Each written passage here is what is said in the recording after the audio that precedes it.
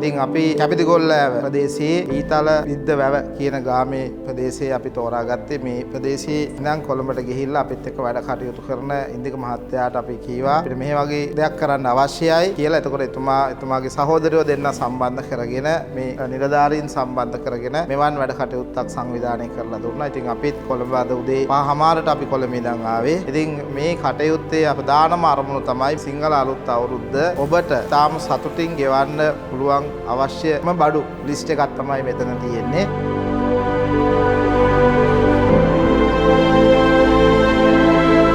එල්පෙක් campus එකෙන් සිංහල අලුත් අවුරුද්දට කැපිතිගොල්ලෑව ඇවි මේ අවස්ථාවේදී බඩු මල්ලක් දුන්න ඔබ සැමට ස්තුතියි.